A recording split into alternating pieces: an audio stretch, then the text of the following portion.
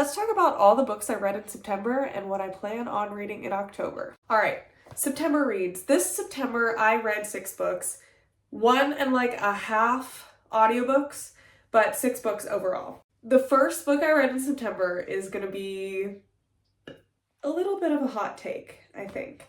So my first read in September is P.S. I Hate You by Lauren Connolly. I've seen this book popping up a lot of places, a lot of bookstores, a lot of videos, and I think people mainly enjoy it. The main character, Maddie, her older brother dies, and they start at his funeral. This is not a spoiler, it's like the entire plot. So at Maddie's brother, Josh's funeral, Maddie's family is there, her mom, who's horrible, her grandma, who's horrible, and then Josh's best friend, Dominic, and his whole family. The plot then goes on that Josh, the dead brother, left Maddie and Dominic a letter asking them to disperse his ashes in a bunch of locations all around the United States. So then the book takes off on Maddie and Dominic traveling to these different places, dispersing Josh's ashes, and as they disperse his ashes, they get letters from him reading more.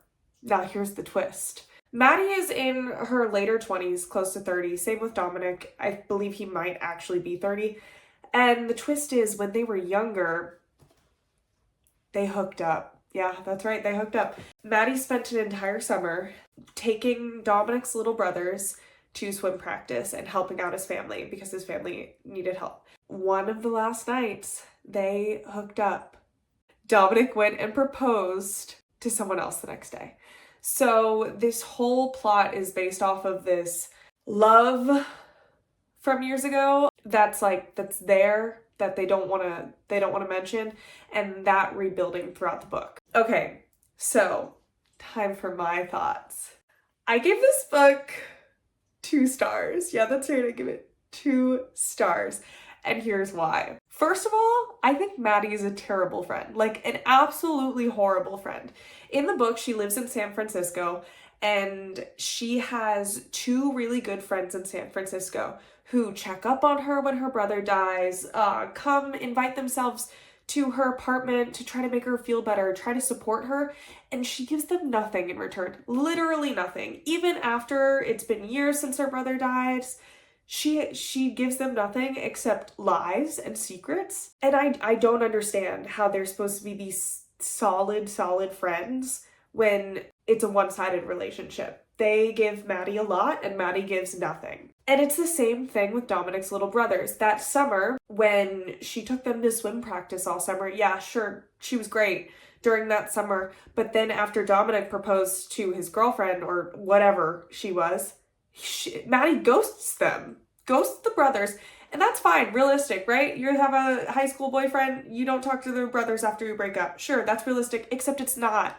because the brothers are still in her life and still like really supportive of her, but she's once again done nothing for years in return. Like at one point in the book, she goes to their swim meet, and that's the first time that she's been like actually decent to them in literal years, but they still are like so supportive of her and so great to her. So I'm like, I don't know. I also think Maddie's just insufferable. Like, I really think she's insufferable. Like, there's not a whole lot of redeeming qualities to her. Dominic, the male main character, honestly, I have no opinion on him. He was just there. But in the book, they obviously get closer when they start going on these trips, and they essentially start hooking up again and get back together. And then, towards the end of the book, they have a huge falling out for a ridiculous reason. So ridiculous that in my Goodreads review I mentioned it, and I can't remember what it is.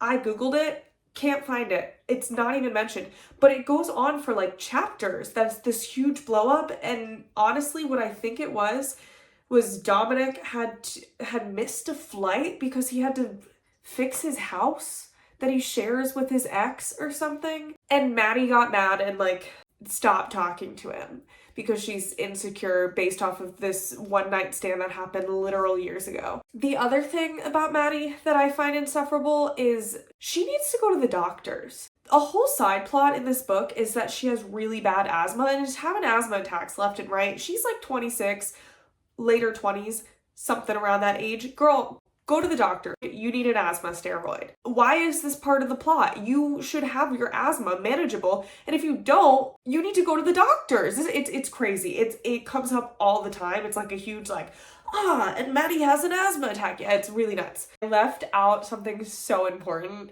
I left out one of the worst ways I've ever heard anyone describe a woman's reproductive organ. The author calls it, and I quote, intimate folds. No, you can't do that. You cannot refer to that as intimate folds. Automatic stars down. Horrible, horrifying, horrible. What? Intimate folds. So if I have to live with that, you have to live with that knowledge. So yeah, I almost DNF'd this book quite a few times. I probably should have, but I didn't. And those are my thoughts on P.S. I Hate You.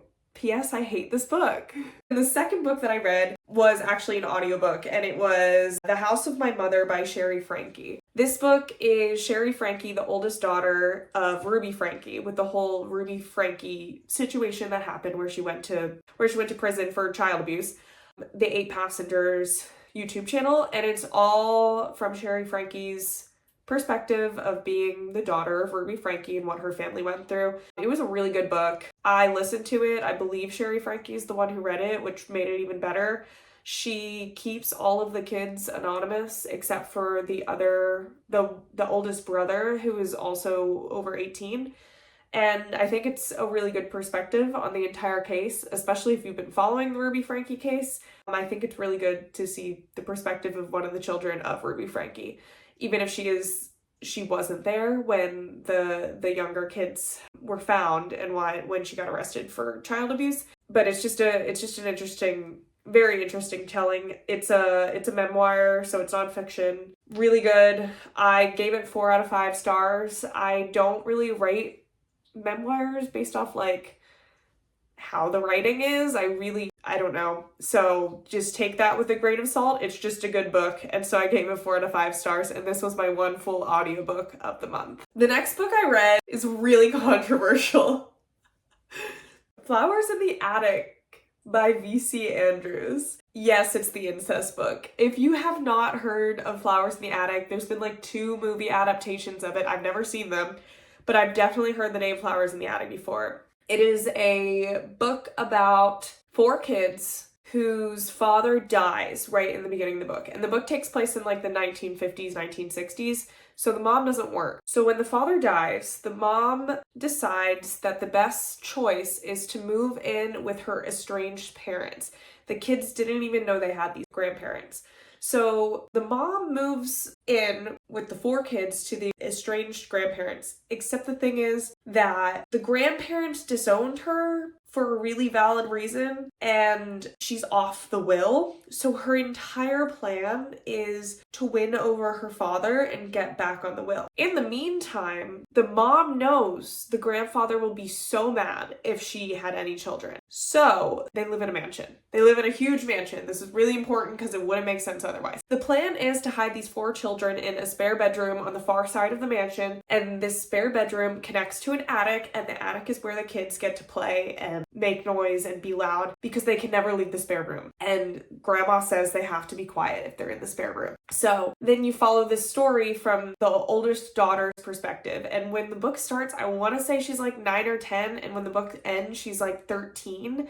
And it's her, her brother, who's about 2 years older than her, and then her 2 twin younger brother and sister, who are 3 when the book begins, living in the attic. They deal with developing as children in the attic. They have no parental supervision. The mom only comes to see them every once in a while. So really, the older brother and the older sister are mom and dad to the younger twins. And the grandmother comes up every single day and brings them food for the day, and that's it. Besides that, they have nothing but the attic and each other. So the story is crazy. Crazy things happen. I think the point of the book is that it's not ethically good or morally good. I don't think it's trying to be ethically good or morally good. I think it's a horror book, and that's the point. I don't think that 10-year-olds should be reading it. It seems like a lot of people, when they first read this book, they're developing there in their preteens, which is probably a problem. But it's not a morally or ethically good book. It's a crazy book. It's a horror book. Also, the ending kind of blew my mind and makes me want to read more into the series, and therefore I gave Flowers in the Attic 4 out of 5 stars. Yeah, I really liked it. I know that's a hot take. I know crazy things happen in it. I think that's the point. My next book that I read in September was Pictures of You by Emma Gray. I went into this book completely blind. I would say it's like a mystery romance. Basically, you're following the main character, Evie, who wakes up from some sort of accident, a car crash, and doesn't remember anything for like the last 10 years. So in her mind, she's 16. In real life, she's much older than that. She's in her 20s. And she's basically missing a 10-year gap in her memory from when she's 16. And when she wakes up, she remembers she has this best friend. She's really close with her parents. She's into certain things. And she's finding out in reality none of that is true. She doesn't even have her parents' phone number saved on her phone. So the story follows her kind of having like a freak out moment at her husband, who is also in the car crash's funeral, and running outside, thinking she's getting into a taxi, getting into an old friend's car. Then the story follows her and that old friend traveling to find her parents, to find her old friends, trying to rediscover what happened in the last 10 years that made Evie's life go from this thing that she remembers at 16 to this mess that it is in reality today. Why is she not speaking to her parents?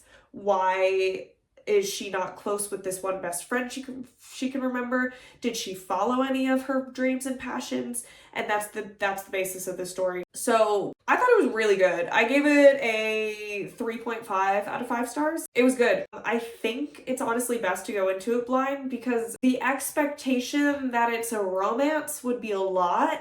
It does have romance, but it's not like a full-on, like, easy filler book romance. It has more than that. It does have the mystery aspect, and that's what you're really trying to figure out for the whole book, is putting these pieces together between her memory loss and now. Yeah, it was a good book. I gave it 3.5 out of 5 stars. My 5th book of September was a book that I half read, half audiobooked, and I also think it's another hot take, and this book was A Deadly Education by Naomi Novik. This book was rough. This book was so rough. I don't know what the common feelings are about it. It has like a 4-star on Goodreads. I did not like it. I really struggled. I don't know if it's because it's young adult or because it's fantasy or if it's just that it's a bad book, but it was really, really rough. Essentially, the plot is you follow this girl. Her name is Galadriel. She goes by Elle. She is going to this high school for like magic. Here's number one. Number one reason that I didn't like this book. The name of the school is called Scholomance. It literally is school with romance put together, and that makes me so incredibly irritated. I actually can't explain how mad it makes me. Scholomance. That's all you could come up with. Scholomance. It also doesn't make sense because the school is just like this place of like learning magic and evil things attacking you. So this girl, Elle, she is very, very powerful because she is a maleficer, which is like using bad magic. But she's trained herself to not use bad magic, and she refuses to use it, so she only uses good magic, but she's very, very powerful. But because she's a maleficer, all the bad things in the world called mals go out of their way to try to get her. So in the book, you open the book and Elle's just vibing in her room, and one of these mals comes into her room and attacks her. And then that's when you meet the male main character. His name is Orion, according to the audiobook, spelled O-R-I-O-N. So I want to say Orion, but apparently it's Orion. And Orion saves her. But she doesn't want to be saved. The beginning of the book is literally Elle being like, meh, Orion saved me. I don't like that. And then Orion just loves killing these Mals, so he just goes out of his way and saves everyone. And Elle's like, meh, I don't like that. And then for chapters, it's just Elle going about her day, over-explaining things in this fantasy, and then getting attacked by a Mal and either killing it herself or getting it saved by Orion. Then in the middle of the book, it's like, okay, she kind of becomes a little less annoying because she starts making friends and she gets close with Orion, where like her whole thing before was, meh, I don't want friends, and she'd be rude to people all the time. But still, the entire plot is, I go to the library and oh no, there's a Mal, now we need to fight it. It just happens over and over and over and over again. And yes, the character of Elle becomes a little bit more pleasant as you read, but like, okay, there's still nothing happening in this book except they're killing things or being attacked. So the end of the book is essentially that too many Mals are getting in because Orion keeps killing the smaller Mals, so now the big Mals need to prey on all the students. So Orion and Elle and a whole gang of people come up with this plan to save the school essentially and make it so that it's not a bloodbath at graduation, and they follow through on that and it's successful, and that's where the book ends. I am not reading the other two books that are in this series. I did Google spoilers for them and read through all the spoilers, and that's it. I will not be reading it again. I had to audiobook it or else I was not going to finish it, and it's been on my TBR for a really long time, so I wanted to try and it was not for me. And that is how I feel about A Deadly Education. Okay, and then my final book of September ends on a very good note. It was my first Stephen King book, and it was Misery by Stephen King, and I absolutely loved this book. It was so good. I loved it. Plot of Misery. Essentially, there's this writer. The writer's name is Paul, and he is drunk driving in the beginning of the book, and he crashes his car, and he gets into a really bad car accident which shatters his entire lower body. But don't worry, his biggest fan, Annie, finds him on the side of the road. And what does Annie do? Call the police, of course. No, she doesn't, because this is a Stephen King horror book. Annie takes Paul home and sets him up in her spare bedroom because she's an ex-nurse who has access to a lot of drugs. So she gives him a lot of drugs and takes care of him, not to the point of fixing his shattered legs, but to the point that he's alive and responsive, because Paul wrote her favorite book series called Misery. And in the last book that he wrote about Misery, Misery dies, and she is angry. She is angry. Annie tells Paul that he better write a new Misery book where Misery comes back, and that's what he's gonna do while he is being held hostage in her spare bedroom, and that's what she decides he's gonna do. So the book is really cool because it does follow, obviously, Paul being held captive in this spare bedroom, but also gives us snippets from the Misery books. So Stephen King is writing a book within a book, which is pretty cool. And another really cool aspect of the book is that the typewriter that Annie gets Paul is missing a letter. So when the chapters based off the book that Paul is writing are in there, they will either be missing the letter or the letter will be in a different font because Annie will fill in the letters afterwards, which I thought was really cool. Another thing I loved about this book, simple word, one word, thrombectomy. Do you know what that means? Well, it's not a real word, but I think you probably know what it means. And Stephen King coining the term thrombectomy during this book was iconic to me. There are a few faults to this book. For one, towards the end of the book, Paul starts kind of like going on and on and on these tangents about Lord knows what, not me. I don't know what he's talking about. But I think that makes sense to the book because he's been held captive with shattered legs for months at this point. Like, do you think he's really going to be making that much sense? No, not really. Another minor little thing that I noted is when thrombectomy comes along, I was reading and I legitimately thought I missed something and went back like a bunch of pages and started rereading because I was like,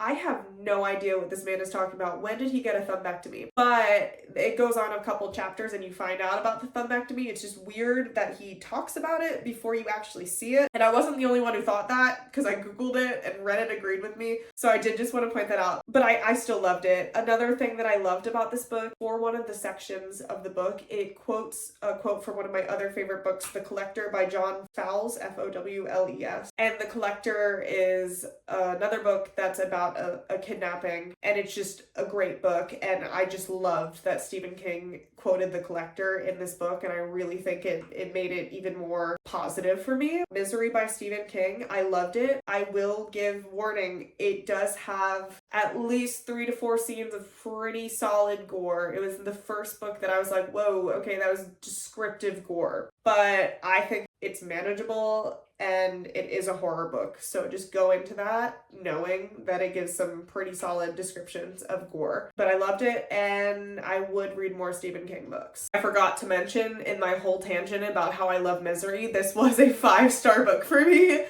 is 5 out of 5 stars. We had 2 stars this month, 2 4 stars this month, 1 3.5, and 1 5-star. So overall, pretty good. And, you know, the 2 stars, it is what it is. And to be honest, I don't really mind hating a book. I think it's kind of fun also. If I really hated it that much, I'd stop reading it. Now for October's TBR. I have 6 books on my TBR, and today is October 6th, and I'm only 25% into the first one, I want to say. 31. I'm 31% into the first one. So I don't know if it's realistic that I'm going to get through 6 books this month. I definitely need to audiobook 1 or 2 of them, but I'm really picky with my audiobooks. I like to audiobook books that I don't think that I'm going to love. I know that's weird, but I just do, because I'll usually listen to an audiobook when I'm running or like doing chores, so I'm not fully paying attention to it. But here are my 6 books for October. What I'm currently reading, and the only one that's not really giving October-y vibes, although it can maybe give some October-y vibes just because of the theme of it, is Never Let Me Go by Kazuo Ishiguro. And this is the one that I'm struggling with. It is science fiction, I believe, and that is usually not really my cup of tea. So maybe I shouldn't have gone into it, especially coming right off of a 5-star, because it is really hard for me to get into a book after I just read a book that I love. Usually I take some time to get into it, but I'm trying. I'm 33% in. I might need to audiobook it. I just don't know. I don't know how I feel about it. I don't know if I'm gonna like it. I guess we'll see in a month when I do an October reading wrap up. All of my books are on Libby. I've already checked to make sure they're on Libby. I don't buy books until after I read them, and if I love them, then I buy them. So all of my books need to either be from Libby or the library, and all the ones that I'm talking about are. The other book that I have downloaded and I intend on reading next is Butcher and Blackbird by Brynn Weaver. And this book I added to my TBR last year. It was blowing up last year around October. Figured October would be a good month to try it. It's really giving Halloween vibes. It's really giving spooky vibes. I don't know anything about it. I want to try it. I think it'll be fun. I'm hoping to read that after I finish Never Let Me Go. The next book I have on my TBR is Petals in the Wind by V.C. Andrews, which is the second book